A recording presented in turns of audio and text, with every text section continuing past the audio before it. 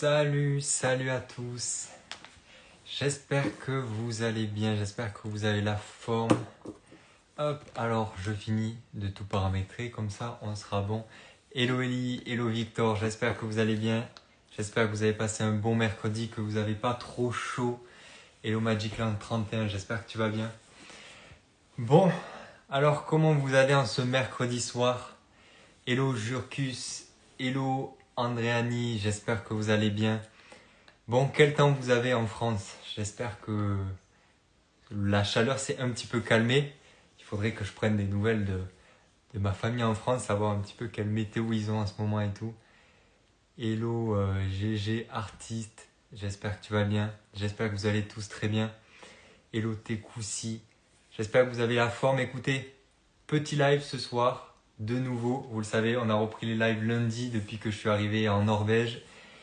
Et je me suis dit que ça pouvait être cool de pouvoir faire des trucs un petit peu interactifs. Vous le savez, chaque live, c'est-à-dire que le lundi, il y a des thématiques un petit peu particulières. Pareil pour le mercredi, pareil pour le vendredi.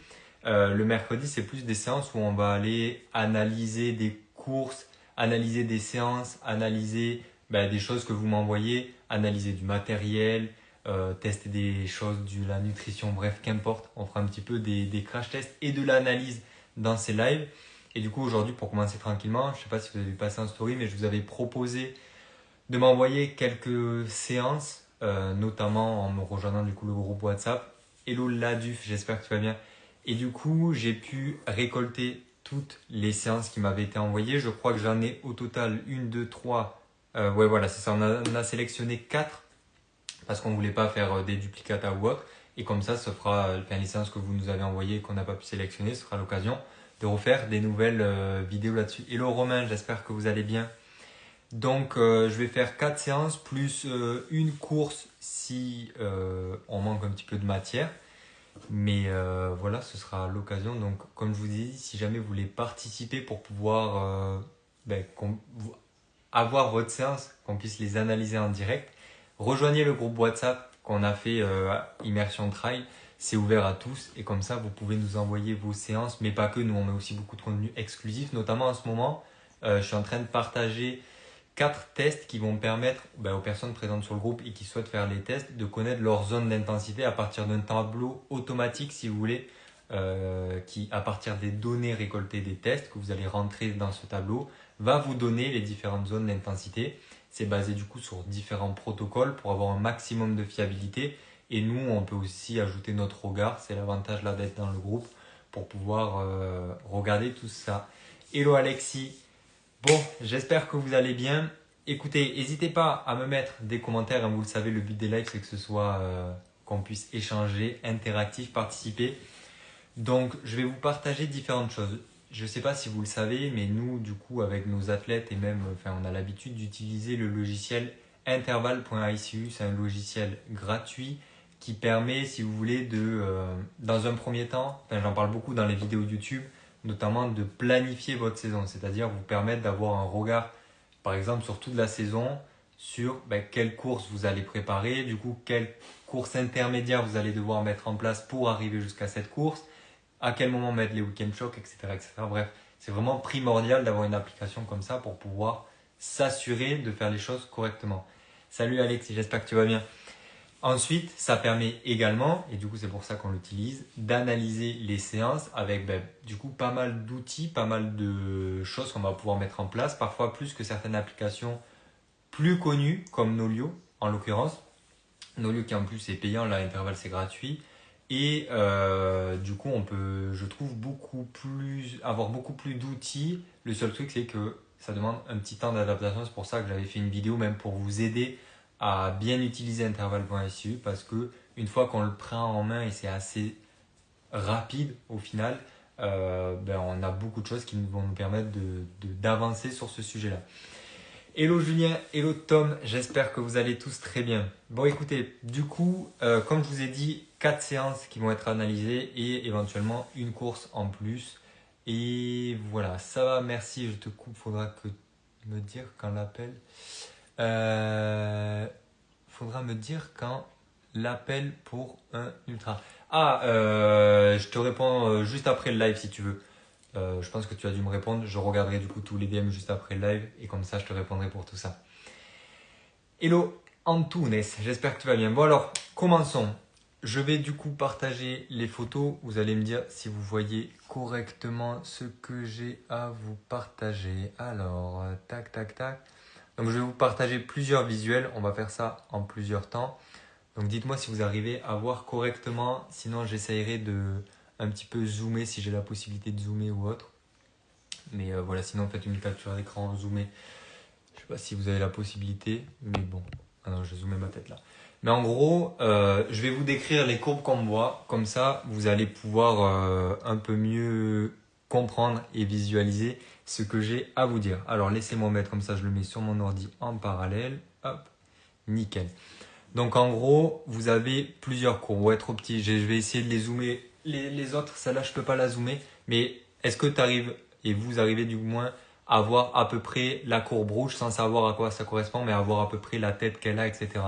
Sur les autres photos, ce sera un petit peu plus flagrant parce que les zones seront un petit peu plus agrandies. Mais j'essayerai de les zoomer pour les prochains trucs qu'on va aller voir. Donc, grosso modo, ce que vous avez là, vous avez tout en haut la courbe bleue. On va s'attarder seulement sur les courbes. On verra ensuite les données éventuellement, mais elles ne sont pas trop pertinentes pour l'analyse d'une séance qu'on va faire. Ok, parfait. Merci Julien.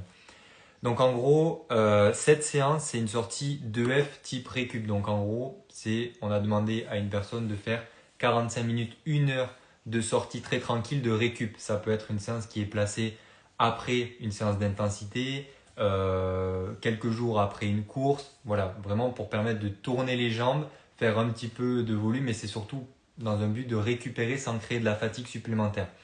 Donc on a plusieurs courbes que nous propose Intervalle et du coup l'affichage qu'on a mis. La première tout en haut qui est la courbe bleue qui est l'allure. En dessous c'est quelque chose de similaire, la violette. On ne va pas la regarder, nous elle ne nous intéresse pas. On a la rouge en dessous qui a un peu plus de pics qui correspond du coup à la fréquence cardiaque. C'est pour ça qu'on a des petits pics. Voilà. La rose, pareil, c'est la cadence. Enfin, ça n'a pas de sens vu que c'est de la course à pied. Le profil en gris, c'est l'altitude. Donc vous voyez que là, la personne a fait une sortie à plat, ce qui explique aussi qu'elle arrive à avoir un bon profil de fréquence cardiaque assez lisse comme ça, vu qu'elle est sur plat. En dessous, ce qu'on a en vert et avec quelques petits points jaunes, mais qu'on ne voit pas assez, on verra les points jaunes ensuite, c'est la fréquence cardiaque par zone d'intensité. Donc je vous ai parlé au début du live qu'on a mis en place les tests sur le groupe WhatsApp pour connaître les zones d'intensité. En gros, les zones d'intensité, si vous ne les connaissez pas, c'est différentes zones du coup, qui sont propres à vous, qui sont personnelles, qui sont liées à une intensité donnée pour une sortie. À ça, on peut associer du coup une plage de fréquence cardiaque, une plage d'allure, une plage de vitesse ascensionnelle, etc., etc., une plage de sensation, bref, tout plein de données. Mais donc là, ça permet rapidement de voir est-ce qu'on a passé assez de temps dans la bonne zone d'intensité ou non. Et puis pour finir, on a du coup la dernière courbe qui nous intéressera, qui est la courbe tout en bas, mais que là, je n'ai pas choisi de vous afficher, on l'affichera juste après, qui sera la vitesse ajustée à la pente. Elle n'est pas utile là dans cet exemple. Pourquoi? Parce qu'on le voit, le profil est plat. Donc finalement, vitesse ajustée à la pente, c'est assez similaire. Donc il n'y a pas il n'y a pas le besoin d'avoir cette donnée-là. Donc vous avez toutes les données qui sont affichées sur cette courbe. Là, ce qu'il va falloir regarder pour cette sortie, pour cette séance, c'est du coup la courbe qui est en rouge au milieu et la courbe qui est en bleu tout en haut. Pourquoi? Parce que du coup, cet athlète, la personne qui suit nos coachings, a eu ses zones d'intensité données. Et dans les zones d'intensité, je vous ai dit, on peut avoir une vitesse, une fréquence cardiaque donnée pour une certaine zone d'intensité. En l'occurrence, quand on veut faire des sorties récup comme ça, l'objectif, ça va être de faire ces 45 minutes, 1 heure dans des zones d'intensité qui vont être relativement faibles, qui vont être en zone 1, zone 2. On ne va pas essayer de passer au-dessus de cette zone 2 parce qu'en gros, le palier et la frontière entre la zone 2 et la zone 3, c'est ce qu'on appelle du coup le seuil 1. Et à partir de ce seuil-là, vous allez commencer à ne pas recycler l'entièreté des déchets que vous allez générer dans votre corps et donc générer un petit peu de fatigue. Donc quand on va faire une sortie de récup comme ça, L'objectif, c'est vraiment d'aller tourner les jambes, de ne pas générer plus de fatigue que ça.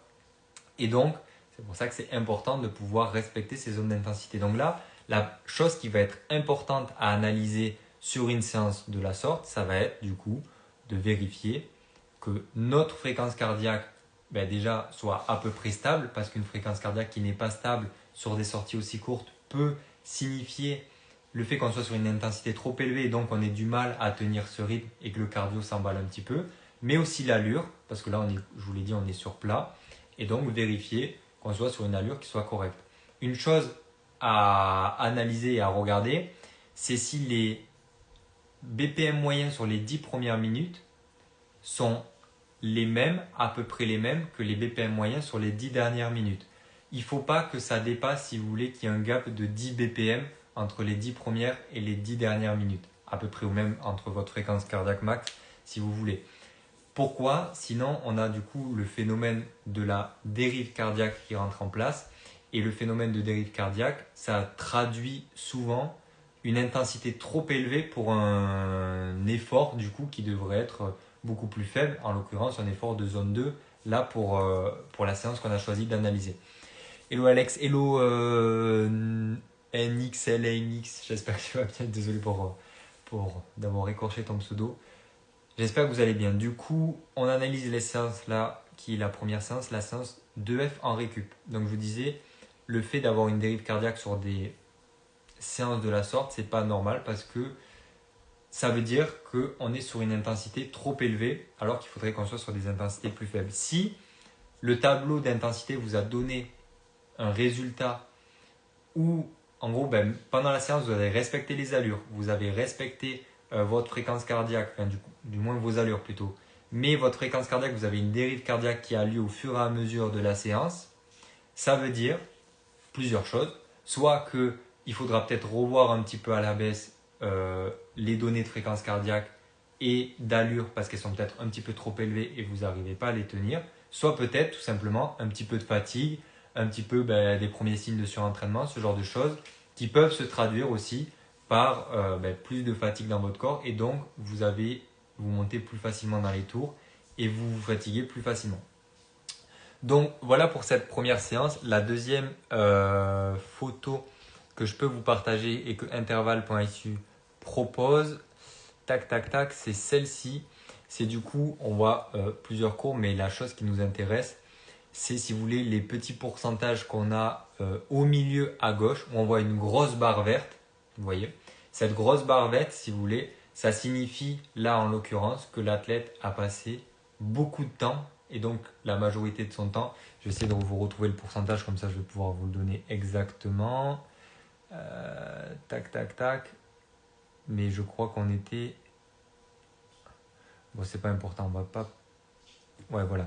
On est à 88% de temps passé en zone 2 et 10% en zone 3. Donc en gros, ça représente 51 minutes en zone 2 et 5 minutes en zone 3. Donc ces 5 minutes en zone 3, elles ne sont pas horribles. Hein. Voilà, ça peut arriver parfois de ne pas tout le temps être absolument en dessous. Il faut laisser un tout petit peu de liberté. L'important, c'est que vous fassiez au moins, au minima, 80% de votre sortie dans les intensités données, là, en l'occurrence zone 2. Donc, la consigne a été validée pour cette séance. Donc, vous avez une première clé de lecture pour ce qui est du coup de l'analyse d'une séance dite un peu classique de zone 2, très tranquille. Ce sur quoi je vais enchaîner, parce que c'est intéressant le fait de parler de la zone 2 et comme ça j'aurai une image qui sera un petit peu plus lisible. J'avais pu voir ça sur une publication qu'avait fait Blandine Lérondelle avec Coros, où elle avait partagé, si vous voulez, les données de sa course, les données de suite au 90 du Mont Blanc, si je ne dis pas de bêtises. Et vous allez voir, hop, où on reprend un petit peu, si vous voulez, les fameuses barres vertes, barres jaunes que je vous ai dit juste avant, où on voit un petit peu, du coup, le temps que Blandine a passé dans ces différentes zones d'intensité. Et ce qui est super intéressant à aller regarder là-dedans, c'est qu'en fait, on peut voir qu'elle a passé 19% de son temps dans la zone 3, 65% de son temps dans la zone 2 et 14% dans la zone 1. Donc en fait, si vous voulez, on a 80% du temps de la course de Blandine qui est sous son seuil 1. Et ça traduit bien une course qui est bien gérée, ça traduit bien finalement ce qu'on souhaiterait tous pouvoir faire pour pouvoir s'assurer, si vous voulez, de pouvoir passer une bonne course. Ensuite, on a 20% à peu près au-dessus de ce seuil 1 qui s'explique par, si vous voulez, certaines montées, il y a eu aussi beaucoup de chaleur sur cette course de tête. Donc toutes ces choses-là peuvent naturellement faire monter l'intensité et donc on peut se retrouver avec parfois le cardio qui monte au-dessus. Mais rendez-vous compte que des athlètes de ce niveau-là font des courses, si vous voulez, en étant en dessous de leur seuil 1. Alors c'est vraiment quelque chose qu'il faut, et c'est le message qu'on essaye de mettre en place, il faut vraiment se rendre compte, et c'est pas... Bien évidemment qu'en fait, si vous voulez, ces athlètes ont des seuils 1 beaucoup plus élevés que nous, on a des capacités beaucoup plus élevées, mais on pourrait se dire en fait que parce qu'ils ont des plus grandes capacités que nous, parce ils gèrent mieux leur course, etc., ils arrivent à passer plus de temps à haute intensité que nous, ce qui est très certainement le cas. Mais vous voyez que dans la gestion de course, finalement, ce qu'on souhaite avoir pour une bonne gestion de course de notre côté, c'est ce que des athlètes élites, au final, mettent en place. Ils ont juste, du coup, des seuils 1 qui sont plus élevés que nous, mais ça ne sert à rien de chercher à aller trop vite sur une course type ultra, parce qu'en fait, vous allez vous cramer et vous n'allez pas atteindre les objectifs que vous souhaitez mettre en place. Si vous souhaitez performer sur un ultra, il ne faut pas travailler sa résistance à la haute intensité, mais plutôt le fait de pousser à la hausse son seuil 1 pour atteindre comme ça des capacités qui pourront vous permettre de passer de plus en plus de temps en dessous de votre seuil 1. Ça, c'est obligatoire, même aujourd'hui, peu importe la condition que vous avez, mais plutôt, j'ai envie de dire, d'avoir une vitesse plus élevée tout en étant encore en dessous de votre seuil 1. Et ça, c'est l'entraînement, c'est le fait de faire toutes les séances qu'on a pu voir qui vont vous amener, si vous voulez, à ces choses-là. Et du coup, la seconde photo qui était intéressante à vous partager, c'était celle-là, où on voit là, cette fois, la fréquence cardiaque qui franchement c'est assez bluffant de voir à quel point il y a quasiment pas, même on pourrait dire pas du tout de dérive cardiaque du début à la fin. On peut voir très légèrement parfois des petits pics qui ont lieu, comme je vous disais, suite aux différentes montées. Mais bon, c'est normal, on va dire, sachant surtout qu'à la fin, elle passe son temps dans les bonnes zones. Mais cette analyse de cette fréquence cardiaque-là traduit vraiment le fait de... En fait, c'est ce vers quoi il faut tendre pour les prochaines courses. Et on pourrait analyser une fois un petit peu la prépa d'un athlète, la prépa d'une Blandine, la prépa de... Peu importe, vous pouvez mettre, si vous voulez, en commentaire l'athlète qui vous intéresserait, si vous voulez qu'on analyse, que ce soit une course, que ce soit sa préparation pour une course, certains entraînements qu'il a pu faire ou autre, et on pourra revenir là-dessus. Mais vous voyez bien que si des athlètes comme Blandine, si des athlètes comme Kylian, parce qu'il y a eu plein de courses ou autres qu'on a pu analyser, ou des mecs comme Kylian aussi avaient ça, gèrent leur course de cette manière, vous devez gérer vos courses de cette manière-là. Et attention à ne pas tomber dans le piège de se dire oui mais attends, c'est un athlète élite, jamais je vais pouvoir faire les mêmes performances que lui. Là je parle bien de gérer votre course en fonction de vos zones d'intensité. Les zones d'intensité, les datas externes des zones d'intensité de Blandine Hirondelle ne sont pas du tout les mêmes que les miennes et que les vôtres. Ça c'est clair et net. Mais par contre, le temps que l'on doit passer dans ces zones, au vu de si on prépare une course qui est similaire, là c'est tout à fait transposable parce que finalement, les zones c'est quelque chose de personnel, vous voyez, mais le fait de passer du temps là-dedans pour pouvoir gérer votre course comme il faut, avoir les bonnes capacités, avoir la bonne disponibilité pour pouvoir être capable de continuer votre course, continuer votre effort, etc. au fur et à mesure, ça, finalement, que vous soyez Blandine, vous ou moi, on doit respecter ces pourcentages-là approximativement. On ne va pas être pile 80 pile, non, c'est à peu près. On essaye de faire un minimum, passer au minimum 80% du temps en zone 2. C'est ce qui vous garantira une réussite et ce qui vous garantira une bonne gestion d'un point de vue de votre effort, d'un point de vue de votre digestion aussi, parce que au plus vous arrivez à vous économiser, au plus vous avez de l'énergie disponible pour autre chose. En l'occurrence, autre chose là, ça peut être la digestion, ça peut être la lucidité mentale pour gérer des aléas pendant votre course. Toutes ces choses-là qui participent finalement au bon déroulé de votre course. Hop, donc voilà un petit peu pour ce qu'il en est de ça. Je vais vous afficher une autre séance. Voilà. Que vous avez juste ici. Donc cette fois, on repart sur intervalle.su où on a cette fois une sortie longue / tempo. Quel est le but de ces sorties? Le but de ces sorties, c'est de pouvoir passer déjà un peu de temps dehors, de pouvoir dans 70% de votre sortie, je dirais, 65 à 70% du temps de votre sortie, qu'il soit en zone 2, dans un but de pouvoir pousser à la hausse votre seuil 1, et 30% à peu près du coup de votre sortie qui serait en zone 3 avec des blocs définis qui viendraient tirer à la hausse ce seuil 1. Hello Tournette, j'espère que tu vas bien. Du coup, cette sortie longue qu'on peut voir là, c'est justement ce but-là, de développer au maximum ce seuil 1 en le poussant majoritairement, parce que c'est comme ça qu'il se travaille, et un petit peu venant le tirer à l'os. Donc ici, qu'est-ce qu'il est important d'analyser? Premièrement, ce sera l'allure ajustée à la pente.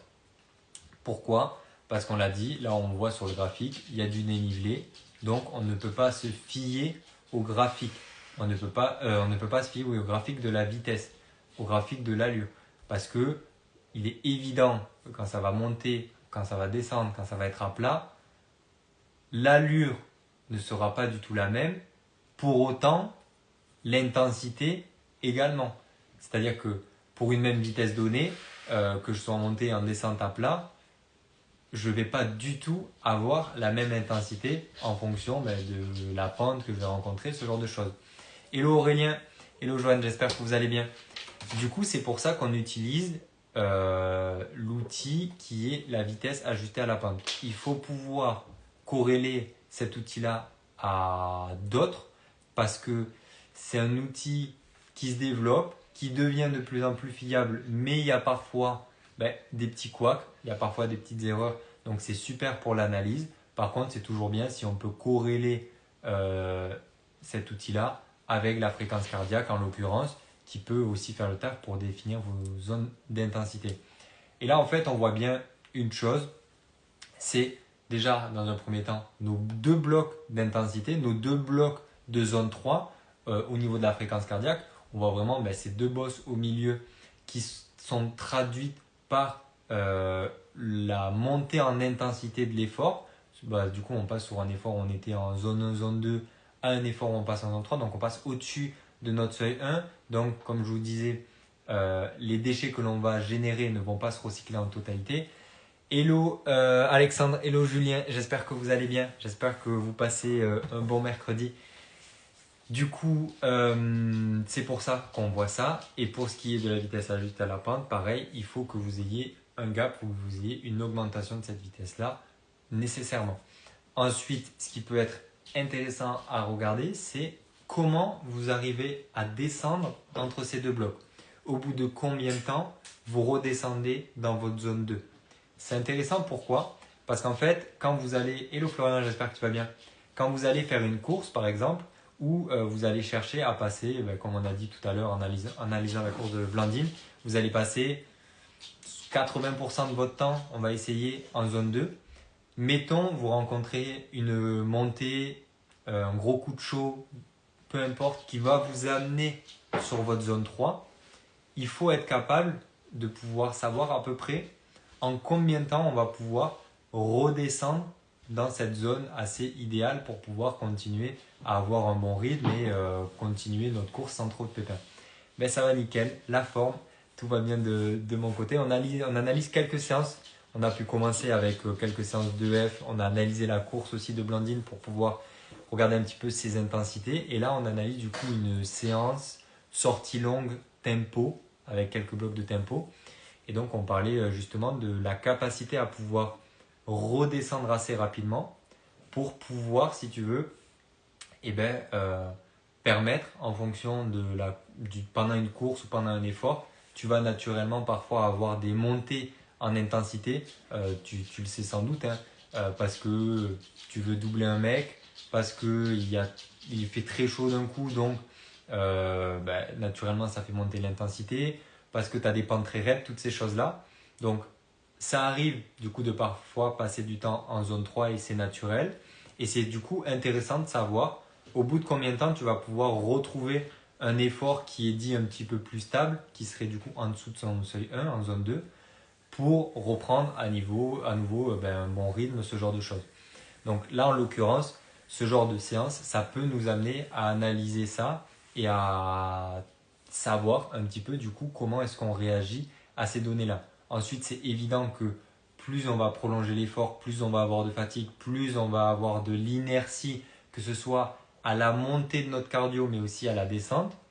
Et du coup, quand on va monter en zone 3, ce sera parfois un peu plus long à redescendre en zone 2. Ça, c'est naturel. Mais une séance comme ça, du coup, comme je dis, permet l'analyse de ça, même si au départ, ce n'est pas une séance qui a pour but de regarder et d'étudier des choses qui sont liées à ça. On l'a dit, c'est une séance, si tu veux, qui a pour but de pousser à la hausse ton seuil 1, parce qu'on passe à peu près 70% du temps de la séance en zone 2, et un petit peu tirer à la hausse du coup ce seuil 1 avec les deux blocs que tu vois au milieu.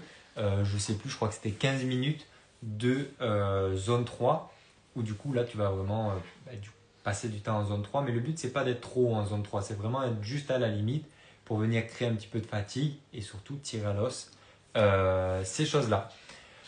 Donc voilà pour cette séance. Je sais pas si j'ai d'autres images de ça. Ouais, non.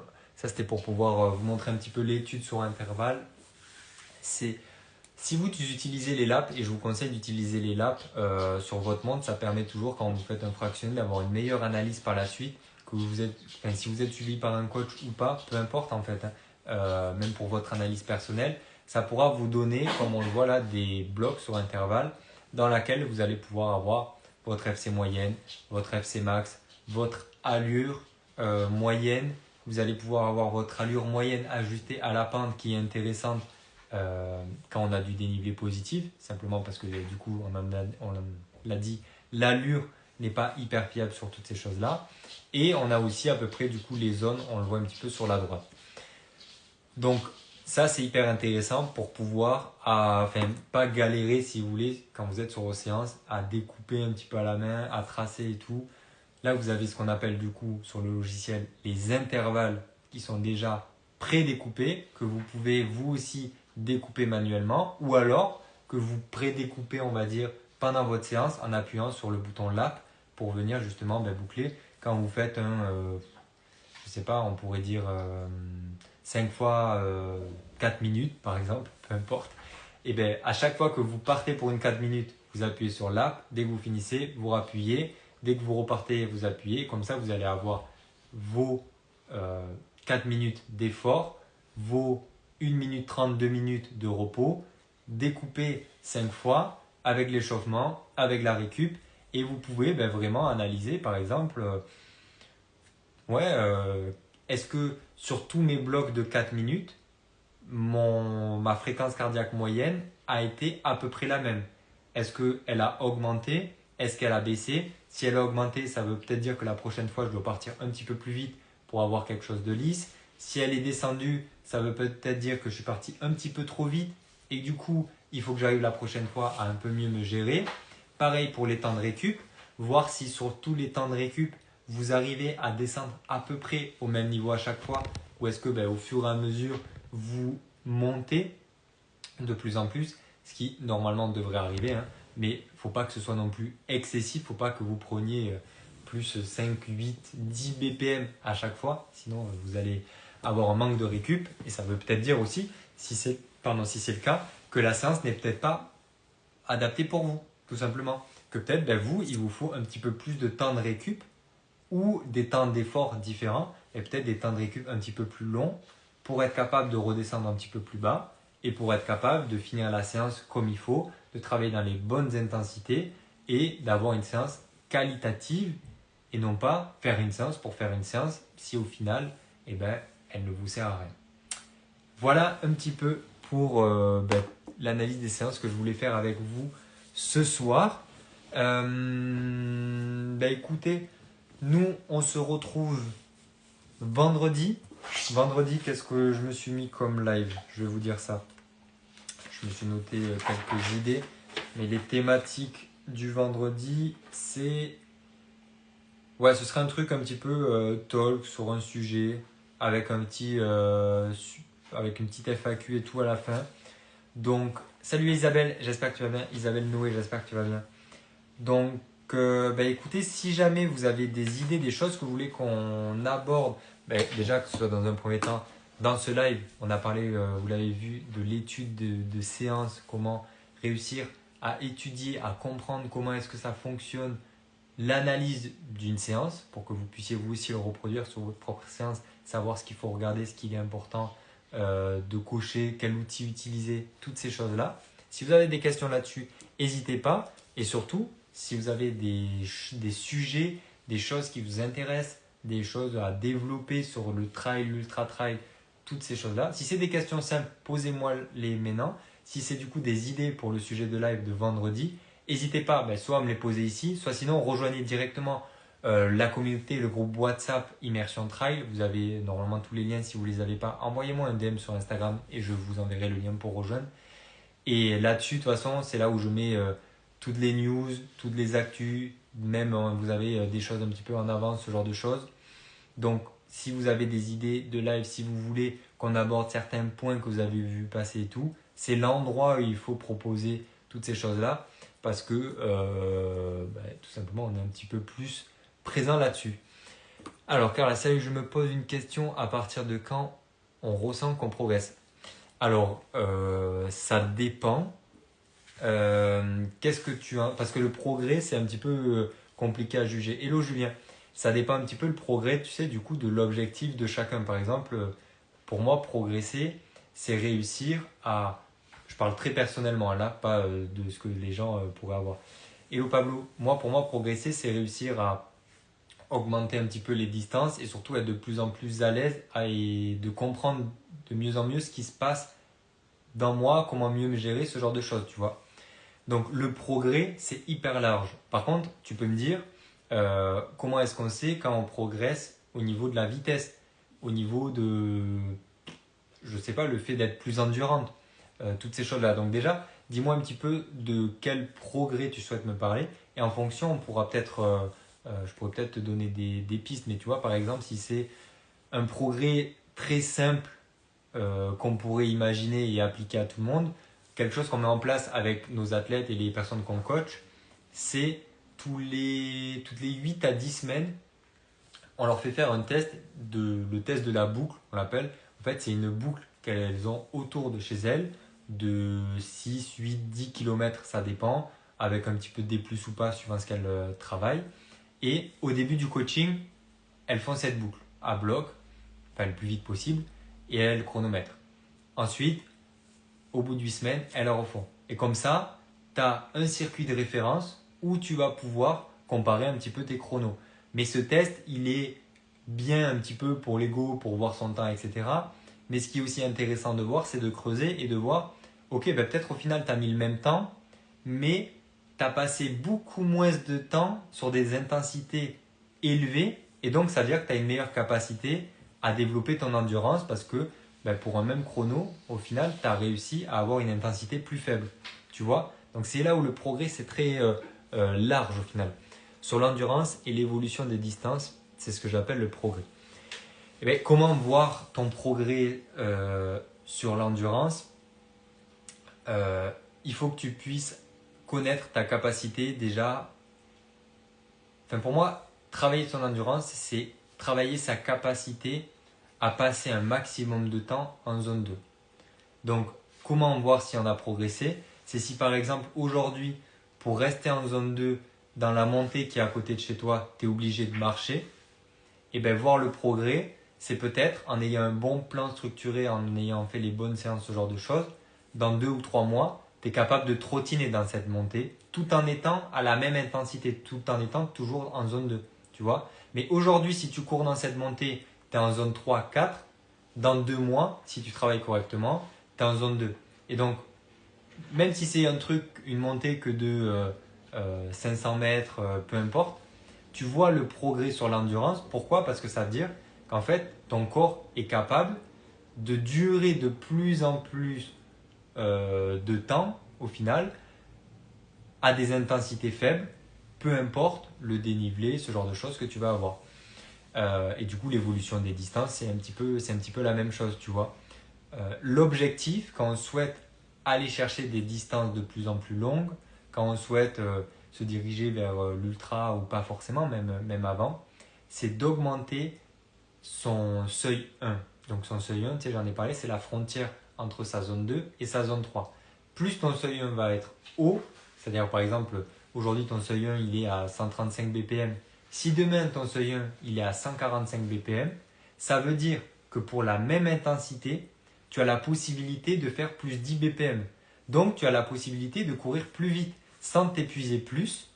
Et donc ça t'offre, tu comprends, plus de marge de manœuvre et donc plus de possibilités de pouvoir courir plus longtemps parce que naturellement, plus tu vas courir longtemps, plus tu vas avoir de fatigue. Plus tu as de fatigue, plus ton intensité est naturellement élevée. Et donc, plus tu te rapproches des seuils qui génèrent encore plus de fatigue. Et là, tu tombes après dans le cercle vicieux un petit peu. Donc pour moi, comment analyser le progrès? Ce serait ça. Tu as soit le test de la boucle que tu peux faire, mais aussi un test que tu vas faire. Tiens, je vais t'envoyer ça. Je ne sais pas si on a déjà eu l'occasion de discuter en message privé. Si jamais ce n'est pas le cas, après le live, envoie-moi un message. Mais je vais te donner un test là sur ce live qui va te donner, si tu veux, vraiment, est-ce que je progresse ou pas pour mon endurance. Ce test, nous, on le fait passer aux personnes qu'on coach ou même aux personnes qui suivent la formation pour connaître leur seuil 1 du coup. Ça s'appelle le test incrémental et c'est un test qui permet à peu près de savoir où est-ce qu'est ton seuil 1. Pour ça, il faut que tu te dises à quelle vitesse pour toi aujourd'hui tu es à l'aise de courir. C'est un test qui se fait à plat, idéalement sur tapis. Je sais que c'est pas génial, mais bon, il faut ce qu'il faut pour pouvoir être le plus précis possible, si possible sur tapis, sinon tu le fais à plat. Donc tu prends ta vitesse comme ça, par exemple, tu te dis, moi, je pense que je cours à l'aise en étant à 10 km/h sur plat. Je pense que je suis tranquille, tu vois, j'arrive à tenir longtemps et tout sans souci. Donc ok, 10 km/h, à ça t'enlèves du coup 2 km/h. Ok, donc 8 km/h. Tu pars à 8 km/h. Tu vas faire des paliers de 4 minutes. Ok, des paliers de 4 minutes. Bouche fermée, en respirant uniquement par le nez. Et donc, tu vas faire ton premier palier à 8 km/h pendant 4 minutes, bouche fermée. Une fois que tu as fait ces 4 minutes, tu augmentes d'un demi-kilomètre/heure. Hello Caroline, j'espère que tu vas bien. Donc, tu passes à 8,5. 4 minutes à 8,5, 4 minutes à 9, 4 minutes à 9,5, 4 minutes à 10, etc., etc. À quel moment tu t'arrêtes? Au bout de la 3e minute, il faut que tu sois capable de prononcer une phrase, par exemple, je passe le test incrémental d'immersion trail qui me permet de connaître mon seuil 1. Si tu es capable de dire la phrase comme je l'ai dit là, ça veut dire que le palier est validé et que tu peux passer au suivant. Donc, si tu as fait 8,5, tu peux passer au 9. Ok? Si par contre, tu fais Salut, je fais le test d'immersion trail et je dois faire. Bon, tu vois, que tu dois reprendre ta respiration, que tu sens que c'est dur de prononcer la phrase, c'est-à-dire que tu n'es plus dans le confort respiratoire, tu es dans l'inconfort respiratoire et donc ce palier n'est pas validé. Donc, tu prends le dernier palier validé et nous, à partir de ce palier-là et d'autres tests, on a la possibilité de, assez précisément, connaître ton seuil 1. Mais toi, juste en faisant ce test-là, un test qui ne génère pas du tout de fatigue, que tu peux faire après n'importe quelle séance, n'importe quand, te permettra de voir, ben ok, aujourd'hui, je suis à 10,5, 2 mois plus tard, tu es à 11,5, 12, peu importe. Et donc là, tu auras un vrai truc qui te permettra de voir est-ce que ton seuil 1 est à la hausse ou pas. Et qui dit seuil 1 à la hausse dit, du coup, possibilité de progresser sur toutes ces choses-là. Hello, Arme Marseillais. Alors attends, hop. C'est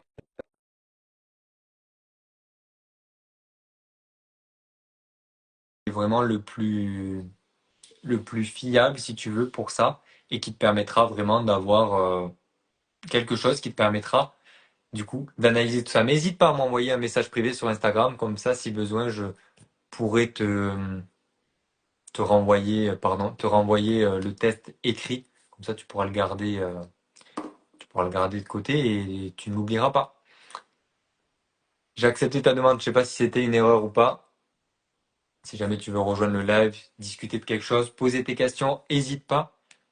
On a analysé, d'ailleurs je vais me remettre en grand, j'ai ça depuis tout à l'heure en arrière, mais voilà. On a analysé un petit peu les séances, si tu veux, différentes séances pour ceux qui viennent de nous rejoindre, euh, pour vous permettre de comprendre comment analyser une séance correctement, quelle data il fallait regarder, quel logiciel vous pouvez utiliser, suivant les séances que vous avez, du coup ce qui était plus ou moins utile de regarder, les outils que vous pouvez mettre en place par exemple, on a parlé de la vitesse ajustée à la pente, toutes ces choses-là, tu vois.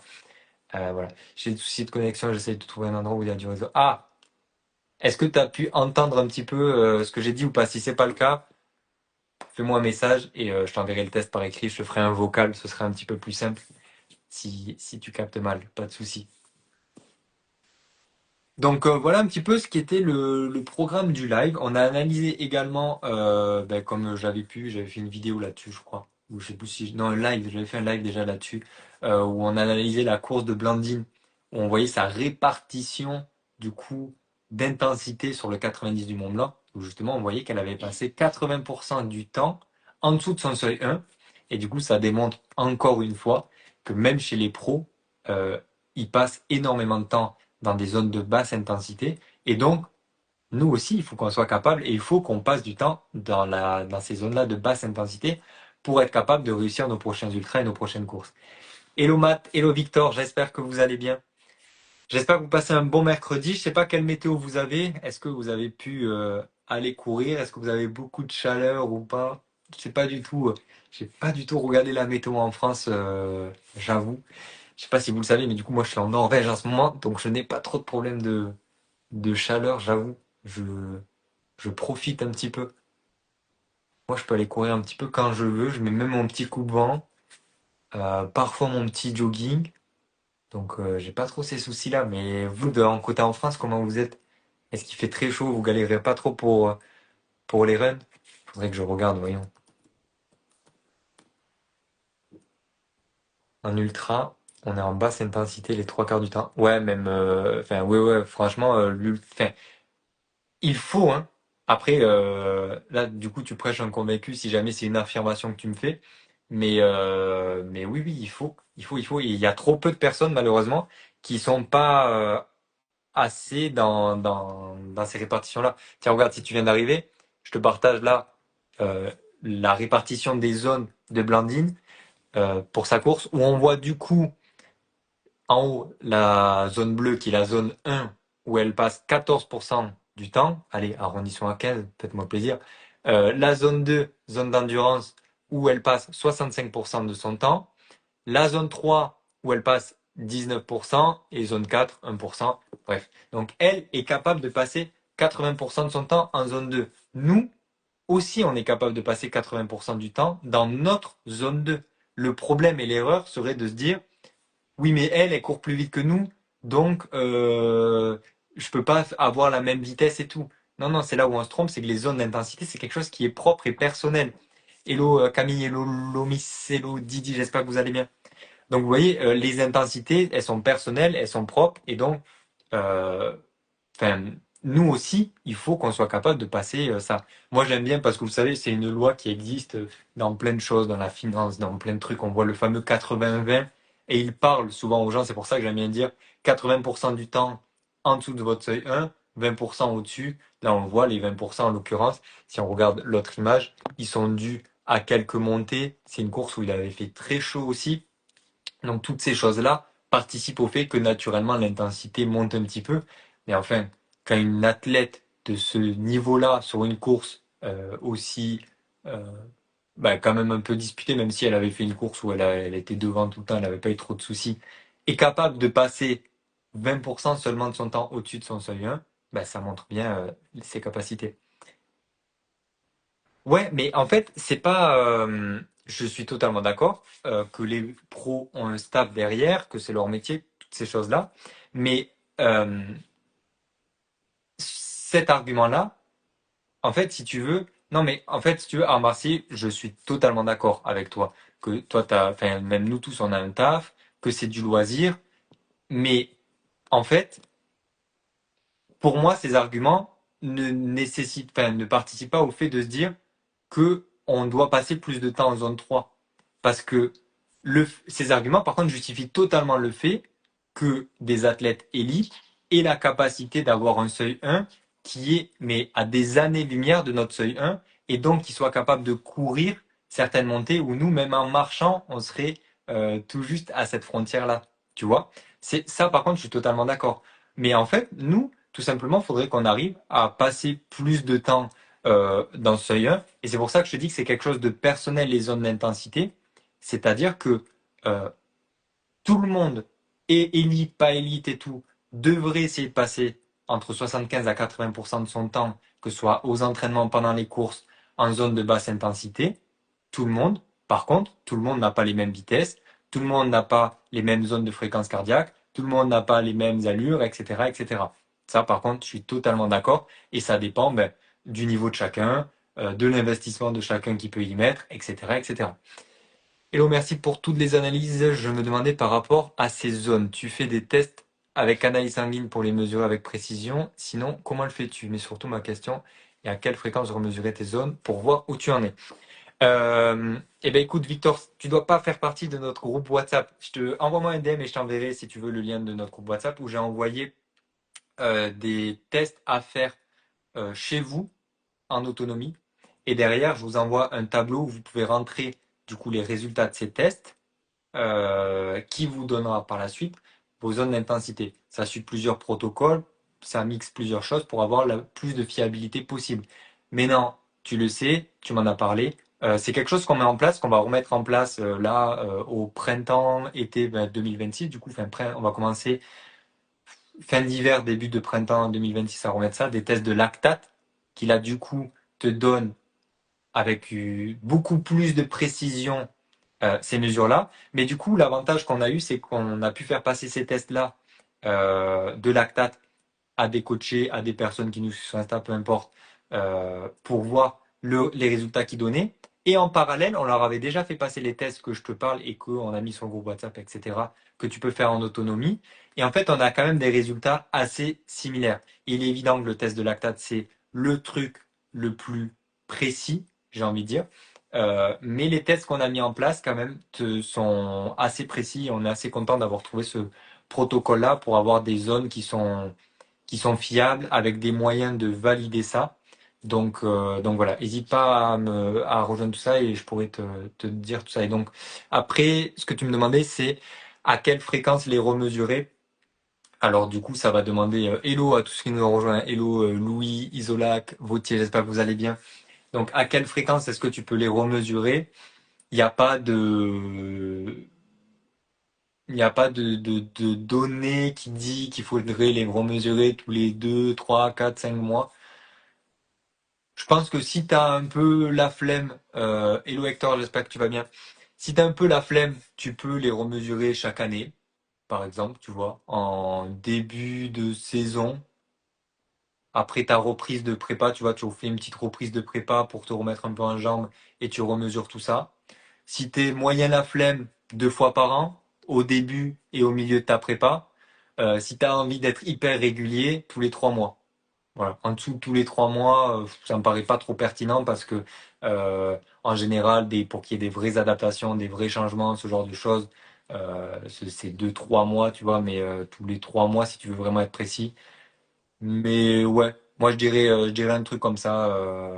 Ça dépend après de combien de fois tu veux les tester. Sachant que quand même le protocole, il y a plusieurs choses à tester. Donc pour moi, la data la plus importante à vérifier, c'est ton seuil 1.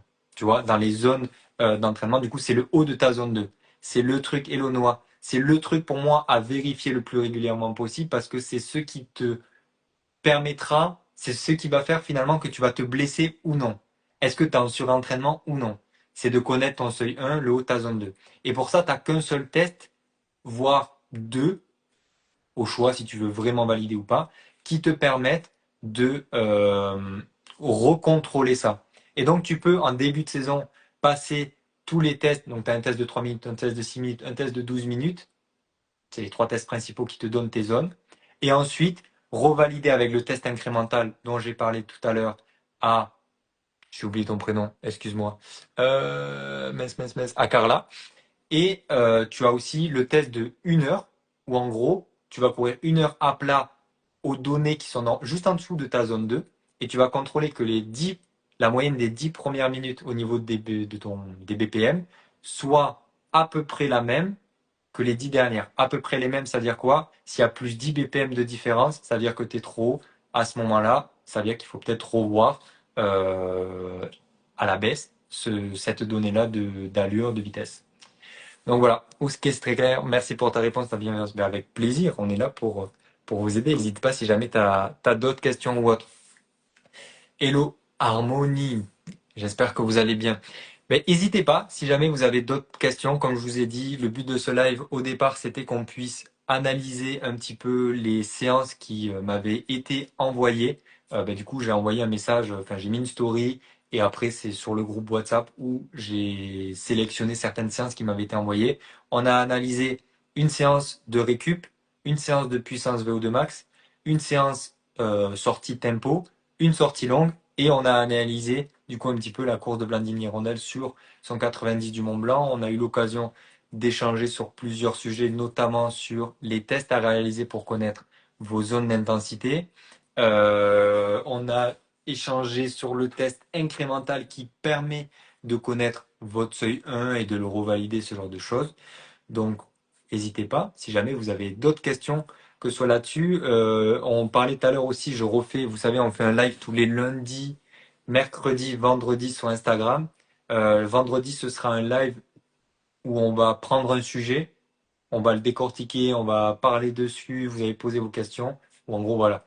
Une partie un peu exposée, j'ai envie de dire, et une partie un petit peu plus FAQ, vous allez pouvoir poser toutes vos questions. Donc, n'hésitez pas à me dire les sujets que vous voulez qu'on parle pendant ce live. Hello Nathan, j'espère que tu vas bien.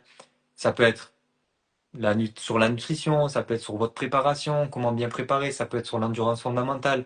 En fait, j'aimerais bien qu'on trouve un sujet où on entend un petit peu, entre guillemets, tout et n'importe quoi sur Internet et qu'on puisse remettre tout ce débat-là un petit peu au centre, voir tout ce qu'on entend et voir un peu ben, pourquoi on dit ça, ok, on dit ça pour ça. Voilà, donner les clés de compréhension ben, des réponses qui sont apportées autour de ce sujet pour arrêter d'avoir quelque chose de très tranché, de très il faut faire ça absolument, il faut faire ça absolument parce que ça dépend tellement de chacun des méthodologies que vous mettez en place, de ce genre de choses. Donc, ce serait cool qu'on arrive à trouver un petit sujet autour de ça. Hello, Kevin Athlétisme. Hello Nathan, j'espère que tu vas bien. Hello Val, j'espère que vous allez tous très bien. Donc, si jamais vous avez des idées, n'hésitez pas à me les mettre, à me les envoyer en message privé aussi sur Instagram, pourquoi pas. Ou sur le groupe WhatsApp, comme je vous ai dit, n'hésitez pas à le rejoindre. Vraiment, on met un maximum de choses, de contenu supplémentaire. On échange un petit peu plus. Ben là, les séances qui m'ont été envoyées, c'est depuis le groupe WhatsApp. Donc, il y a vraiment beaucoup de choses qu'on met en place. Et si jamais vous avez des questions, n'hésitez pas à me dire aussi pourquoi pas là, les courses que vous préparez ou que vous avez préparées. J'échange avec pas mal de personnes en ce moment sur Instagram pour connaître un petit peu leur objectif, toutes ces choses-là. Donc n'hésitez pas à me dire toutes ces choses-là parce que le live, je vais devoir le couper bientôt parce que j'enchaîne juste après avec du coup le live des participants de la formation Road to Ultra, la formation justement qui permet de vous préparer en autonomie d'un point de vue préparation physique, nutritionnelle, préparation mentale, euh, récupération, gestion de votre course. Bref, c'est vraiment une préparation à 360 degrés qu'on a fait avec toute l'équipe Immersion Trail. Et bien du coup, tous les participants, chaque mois, on fait un live avec eux, un live un petit peu privé, où ils peuvent, participent justement avec tous les team Immersion Trail, toute l'équipe, notre prépa mentale, le prépa physique, la nutritionniste et la kiné, pour pouvoir ils posent leurs questions, on échange, on parle de sujets, on expose des points, bref, c'est super intéressant. Donc, si jamais vous avez des questions, des choses que vous voulez voir ensemble, n'hésitez pas à me les mettre maintenant, puisqu'il nous reste 2 petites minutes. Et puis, alors, qu'est-ce que je débute et j'ai des interrogations sur le choix du drop des chaussures. Tu sais quoi? Je vais te dire un truc, ne te prends pas la tête. Franchement, ne te prends pas la tête. Le drop, c'est un petit peu un truc marketing. Il faut pas se faire, faut pas tomber dans ces pièges-là. C'est évident que le drop peut avoir un impact sur ta foulée, sur ce genre de choses. C'est évident que si tu as un drop de 8 et que tu passes à un drop de 3 d'un coup, tu peux potentiellement augmenter les risques de blessure. Cependant, ça va pas changer grand-chose si tu mets de la progressivité dans ce que tu fais.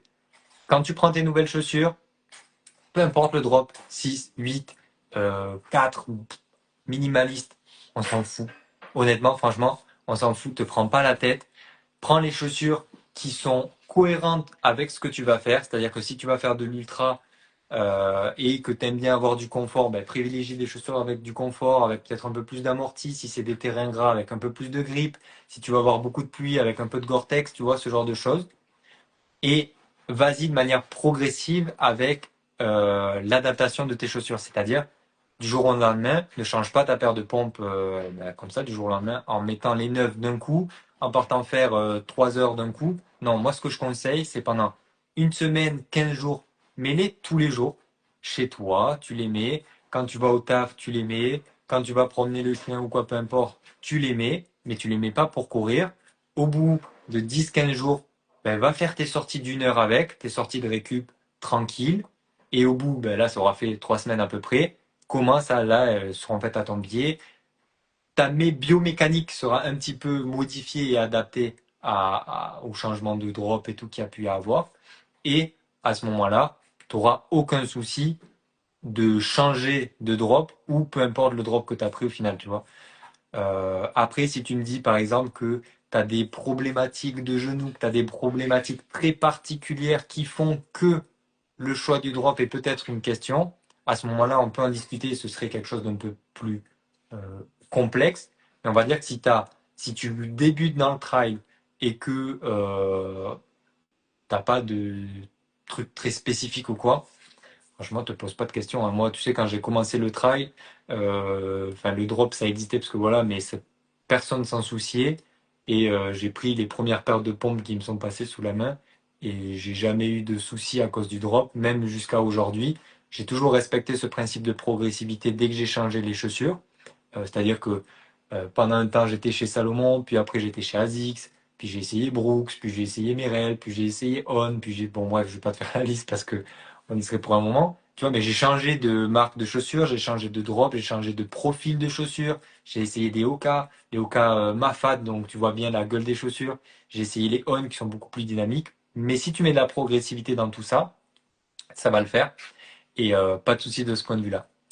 Bref, écoutez, ça a été un plaisir de pouvoir échanger avec vous ce soir. Encore une fois, on se retrouve vendredi 19 h, même heure. N'hésitez pas, si vous êtes disponible, vraiment à passer faire un tour, à poser vos questions. C'est vraiment toujours un plaisir de pouvoir échanger avec vous. Et puis, si jamais vous voulez échanger un petit peu plus, n'hésitez pas à envoyer. Nos DM sont ouverts, rejoindre le groupe WhatsApp sinon. Et puis sur ce, passez une bonne soirée, bon run, bonne préparation si vous préparez une course. Et on se dit à vendredi. À plus, bye bye. Ciao, ciao tout le monde.